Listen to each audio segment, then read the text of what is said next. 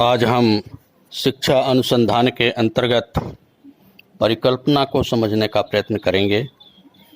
परिकल्पना अनुसंधान का एक प्रमुख एवं लाभदायक एवं उपयोगी हिस्सा है। एक परिकल्पना के पीछे एक अच्छा अनुसंधान छिपा होता है। बिना परिकल्पना के अनुसंधान उद्देश्यहीन तथा बिंदुहीन होता है।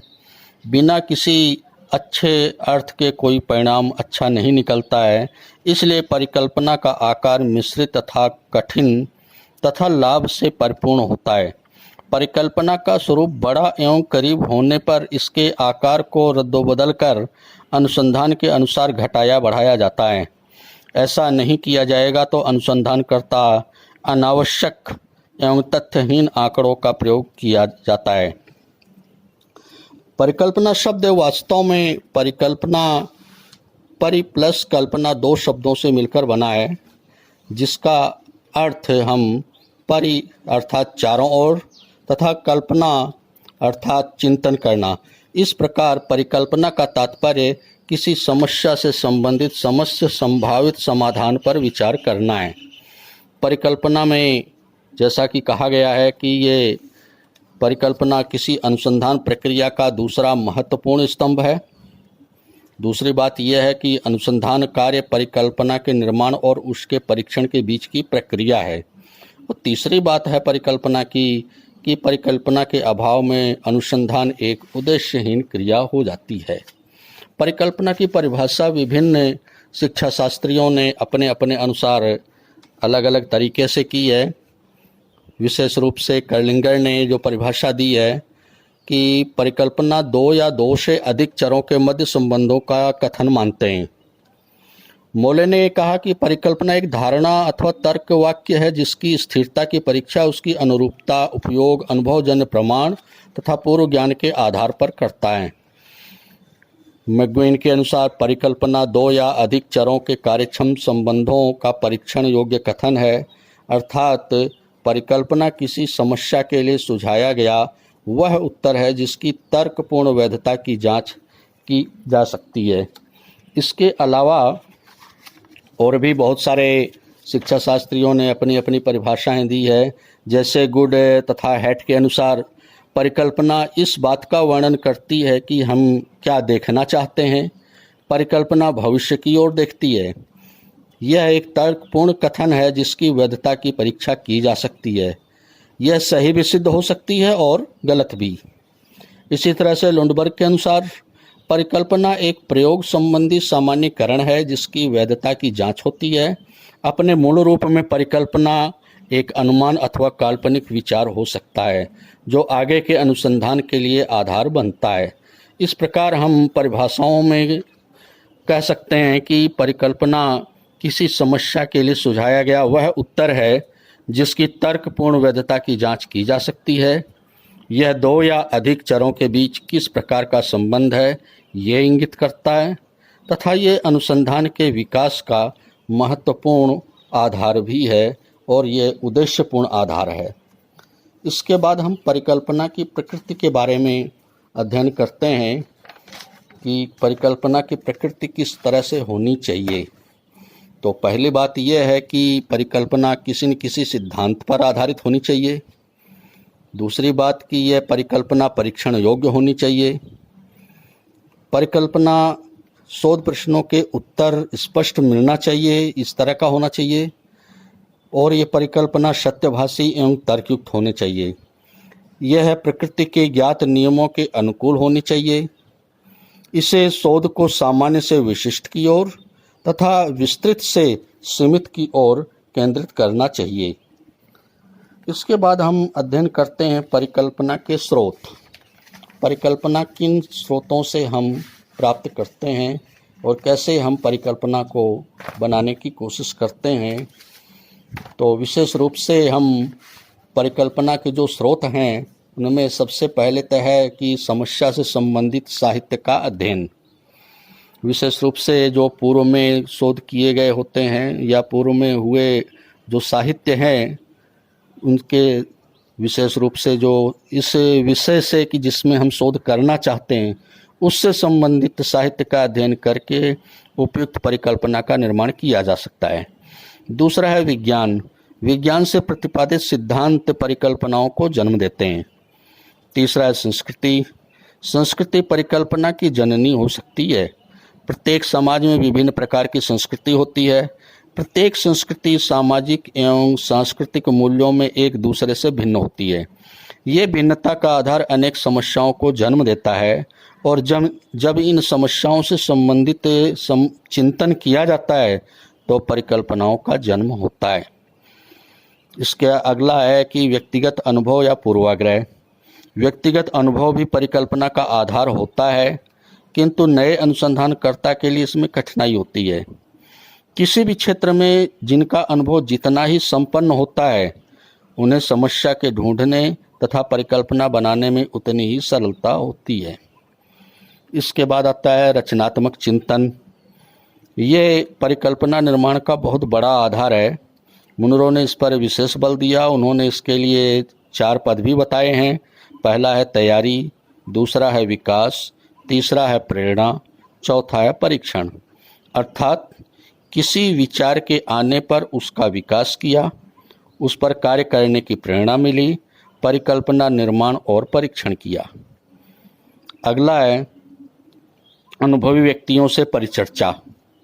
अनुभवी एवं विशेषज्ञ व्यक्ति से परिचर्चा एवं मार्गदर्शन प्राप्त कर उपयुक्त परिकल्पना का निर्माण किया जा सकता है। इसके बाद अगला है पूर्व में हुए अनुसंधान। संबंधित क्षेत्र में पूर्व के अनुसंधान के अवलोकन से ज्ञात होता है कि किस प्रकार की परिकल्पना पर कार्य किया गया है। उस आधार पर नई परिकल्पना का सृजन किया जा सकता है। तो ये तो हुए प्रमुख रूप से परिकल्पना के स्रोत। अब आते हैं हम अच्छी परिकल्पनाओं की क्या विशेषता होनी चाहिए। तो अच्छी परिकल्पना की मुख्य विशेषताओं में पहला है परिकल्पना जांचनीय हो।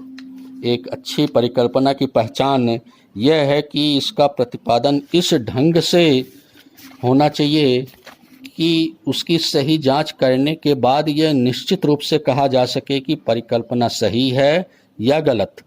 इसके लिए यह आवश्यक है कि परिकल्पना की अभिव्यक्ति विस्तृत ढंग से न करके विशिष्ट ढंग से की जाए। अतः जांचनीय परिकल्पना वह परिकल्पना है जिसे विश्वास के साथ कहा जाए कि वह सही है या गलत है। दूसरा, परिकल्पना मितव्ययी हो। मितव्ययी हो इसका तात्पर्य यह होता है कि परिकल्पना ऐसे स्वरूप से हो कि जिसमें जांचने में समय, श्रम एवं धन कम से कम खर्च हो और सुविधा अधिक से अधिक मिल सके। इसके बाद है परिकल्पना मौजूदा सिद्धांत तथा तथ्यों से संबंधित हो। निश्चित रूप से कुछ परिकल्पना ऐसी होती है जिनमें शोध समस्या का उत्तर तभी मिल पाता है जब अन्य कई उपकल्पनाएं तैयार कर ली जाए। इसलिए ऐसा होता है क्योंकि उसमें तार्किक पूर्णता तथा व्यापकता के आधार के अभाव होते हैं, जिसके कारण वे स्वयं कुछ नई समस्याओं को जन्म दे देते हैं और उनके लिए उपकल्पनाएं तथा तदर्थ पूर्व कल्पनाएं तैयार कर लिया जाना आवश्यक हो जाता है। ऐसी स्थिति में हम ऐसी अपूर्ण परिकल्पना की जगह तार्किक रूप से पूर्ण एवं व्यापक परिकल्पना का चयन करते हैं। इसके बाद अगला है कि परिकल्पना द्वारा अधिक से अधिक सामान्यीकरण किया जा सके। परिकल्पना का अधिक से अधिक सामान्यीकरण तभी संभव है जब परिकल्पना न तो बहुत व्यापक हो और न ही बहुत विशिष्ट हो। किसी भी अच्छी परिकल्पना को संकीर्ण होना चाहिए ताकि उसके द्वारा किया गया सामान्यीकरण उचित एवं उपयोगी हो। अगला है कि विशेषता में कि संप्रयात्मक रूप से स्पष्ट होनी चाहिए। कोई भी परिकल्पना जो है वो संप्रयात्मक रूप से स्पष्ट होने का तात्पर्य ये है कि परिकल्पना व्यावहारिक एवं वस्तुनिष्ठ ढंग से परिभाषित हो तथा उसके अर्थ से अधिकतर लोग सहमत हों। ऐसा न हो कि परिभाषा सिर्फ व्यक्ति की व्यक्तिगत सोच की उपज हो तथा जिसका अर्थ सिर्फ वही समझता हो। तो ये तो अच्छे परिकल्पना की विशेषता है। अब हम आगे अध्ययन करते हैं कि परिकल्पनाओं के प्रकार। परिकल्पनाएं कितने प्रकार की होती हैं। तो विशेष रूप से शिक्षा शास्त्रियों ने परिकल्पनाओं को 3 भागों में बांटा है। पहला तो है चरों की संख्या के आधार पर, दूसरा चरों के विशेष संबंधों के आधार पर और तीसरा विशिष्ट उद्देश्य के आधार पर। तो पहले हम अध्ययन करते हैं परिकल्पना जो है चरों की संख्या के आधार पर। चरों की संख्या के आधार पर परिकल्पना दो भागों में है। पहला है साधारण परिकल्पना, दूसरा है जटिल परिकल्पना। तो साधारण परिकल्पना वैसी परिकल्पना को कहा जाता है जिन चर होते हैं और इनमें सिर्फ इन्हीं दो चरों के मध्य संबंध के द्वारा शोध समस्या का एक प्रस्तावित उत्तर दिया जाता है। उदाहरण स्वरूप हम जैसे बच्चों के सीखने में पुरस्कार का सकारात्मक प्रभाव पड़ता है। यहाँ सीखना तथा पुरस्कार दो चर हैं, इनके बीच एक विशेष संबंध की चर्चा की है। इस प्रकार परिकल्पना साधारण परिकल्पना कहलाती है। दूसरी परिकल्पना कहलाती है जटिल परिकल्पना। जटिल परिकल्पना जो होती है वैसी परिकल्पना को कहा जाता है जिनमें चरों की संख्या दो या दो से अधिक होती है और उनमें एक खास संबंध बतलाकर शोध समस्या का एक प्रस्तावित उत्तर तैयार किया जाता है। जैसे कि अंग्रेजी माध्यम के निम्न उपलब्धि के विद्यार्थियों का व्यक्तित्व हिंदी माध्यम के उच्च उपलब्धि के विद्यार्थियों की अपेक्षा अधिक परिपक्व होता है। इस परिकल्पना में हिंदी, अंग्रेजी माध्यम, निम्न, उच्च उपलब्धि स्तर एवं व्यक्तित्व तीन प्रकार के चर सम्मिलित हैं। अतः यह एक जटिल परिकल्पना का उदाहरण है। इसी तरह से हम चरों की विशेष संबंध के आधार पर जब परिकल्पना को बांटते हैं तो ये भी हम दो आधार पर मिलता है। मैक्यूगन ने बताया कि ये दो प्रकार के होते हैं। एक होता है सार्वत्रिक या सार्वभौमिक परिकल्पना, दूसरा होता है अस्तित्वात्मक परिकल्पना। सार्वत्रिक परिकल्पना यानी यूनिवर्सल हाइपोथेसिस, इस तरह की परिकल्पना का स्वरूप ही कुछ ऐसा होता है जो निहित चरों के सभी तरह के मानों के बीच संबंध को हर परिस्थिति में हर समय बनाए रखता है। जैसे कि पुरस्कार देने से सीखने की प्रक्रिया में तेजी आती है। यह एक ऐसी परिकल्पना है जिनमें बताया गया है कि अधिकांशतया ये हर परिस्थिति में लागू होता है और निश्चित रूप से ऐसा माना जा सकता है कि पुरस्कार देने से सीखने की प्रक्रिया में तेजी आती है। दूसरा है अस्तित्वात्मक परिकल्पना। अस्तित्वात्मक परिकल्पना वैसी परिकल्पना को कहा जाता है जो सभी व्यक्तियों या परिस्थितियों के लिए नहीं तो कम से कम एक व्यक्ति या परिस्थिति के लिए निश्चित रूप से सही होती है। यानी कि जैसे कि सीखने की प्रक्रिया में हम मानते हैं कि पुरस्कार दिया जाता है तो बालक तेजी से सीखता है, तो कहीं कहीं ऐसा भी होता है कि कम से कम एक बालक जो अवश्य ऐसा होगा कि वो पुरस्कार के बजाय दंड से सीखता है। तो इस प्रकार की परिकल्पना अस्तित्वात्मक परिकल्पना माना जाता है। इसके बाद आता है विशिष्ट उद्देश्य के आधार पर। विशिष्ट उद्देश्य के आधार पर जो परिकल्पना बताई गई है उनमें तो एक है शोध परिकल्पना या कार्यरूप परिकल्पना, दूसरी नल परिकल्पना और तीसरी है सांख्यिकीय परिकल्पना।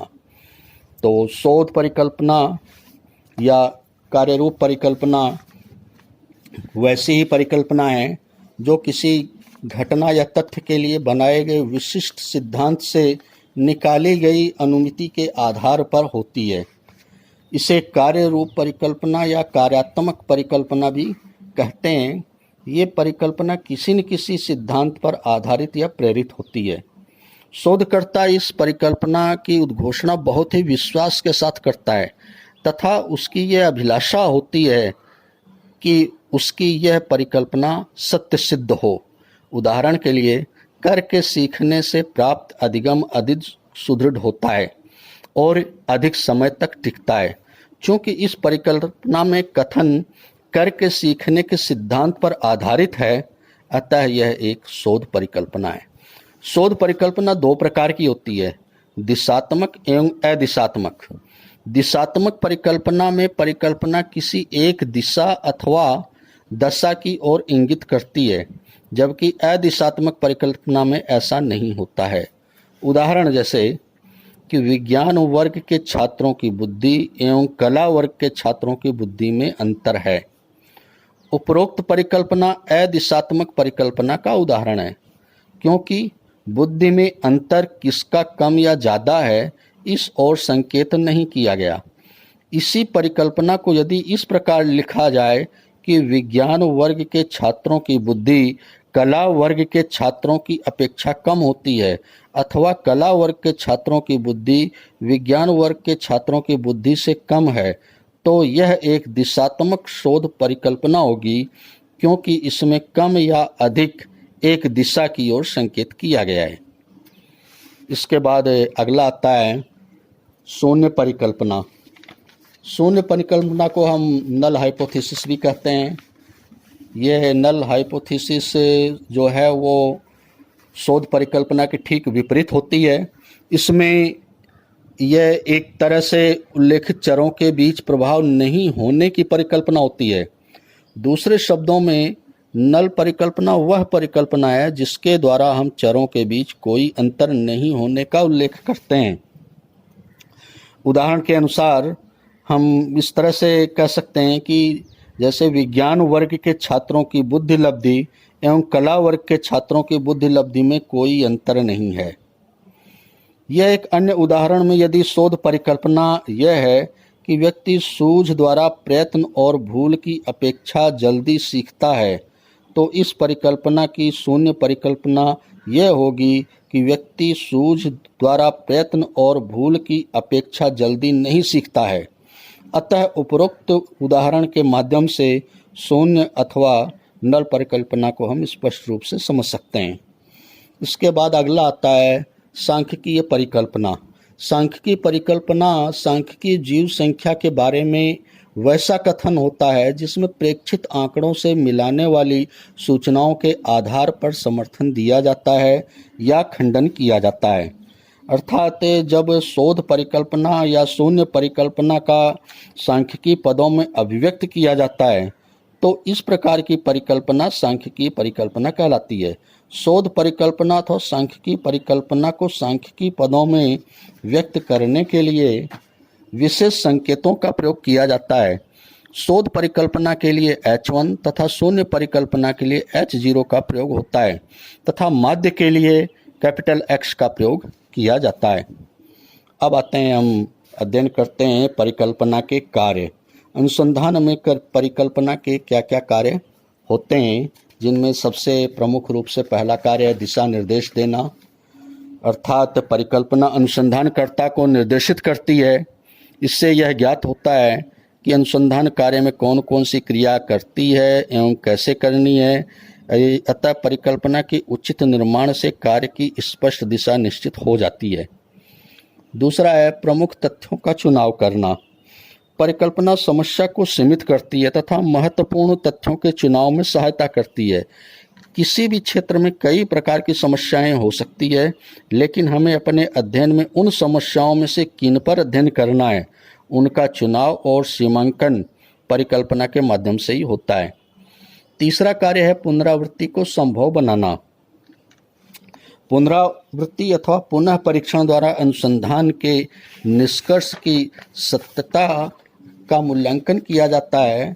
मूल्यांकन परिकल्पना के अभाव में पुनः परीक्षण अगर किया जाए तो असंभव होता है। अगर ये नहीं किया जा सकेगा तो निश्चित रूप से हम शोध कार्य को बहुत सही नहीं मान सकते हैं। किसी विशेष पक्ष पर किया गया कार्य है, किसका नियंत्रण करके किया गया है, इन सब का अवलोकन हम कर सकते हैं इसके द्वारा। इसके बाद अगला कार्य परिकल्पना का कि निष्कर्ष निकालना एवं नए सिद्धांतों का प्रतिपादन करना। अगला आता है परिकल्पना का कार्य निष्कर्ष निकालना एवं नए सिद्धांतों का प्रतिपादन करना। परिकल्पना अनुसंधानकर्ता को एक निश्चित निष्कर्ष तक पहुंचाने में सहायता करती है तथा जब कभी कभी मनोवैज्ञानिकों को यह विश्वास के साथ पता होता है कि अमुक घटना के पीछे क्या कारण है, तो वह किसी सिद्धांत की पृष्ठभूमि की प्रतीक्षा किए बिना परिकल्पना बनाकर जांच लेते हैं। परिकल्पना सत्य होने पर फिर वे अपनी पूर्व कल्पनाओं, परिभाषाओं और संप्रत्ययों को तार्किक तंत्र में बांधकर एक नए सिद्धांत का प्रतिपादन कर देते हैं। इस प्रकार से हम कह सकते हैं कि परिकल्पनाओं का जो कार्य है वे अपने आप में बहुत ही महत्वपूर्ण शोध के दृष्टिकोण से, और हम इन तरह से परिकल्पनाओं के जो अध्ययन हैं उस अध्ययन के आधार पर ये निष्कर्ष निकाल सकते हैं कि किसी भी शोध परिकल्पना से तात्पर्य समस्या समाधान के लिए सुझाया गया वो उत्तर है जो दो या दो से अधिक चरों के बीच क्या कैसा संबंध है ये बताता है। शोध परिकल्पनाओं को प्राप्त करने के जो स्रोत हैं उसको हमने अध्ययन किया है। व्यक्ति अपने आसपास के वातावरण के प्रति सजग रहकर अपनी सूझ द्वारा आसानी से इसे प्राप्त कर सकता है। उत्तम परिकल्पनाओं की क्या विशेषताएं होनी चाहिए इस पर भी विशेष प्रकाश डाला गया है। साथ साथ परिकल्पनाएं कितने प्रकार की होती हैं और इनके क्या क्या कार्य हैं ये आपको समझाया गया है। इस प्रकार आज ये अध्याय आपका शिक्षा की दृष्टि से, शिक्षा अनुसंधान की दृष्टि से बहुत ही उपयोगी होगा ऐसा मेरा विश्वास है। और इस वीडियो को सुनने के लिए आप लोगों को बहुत बहुत आभार एवं धन्यवाद।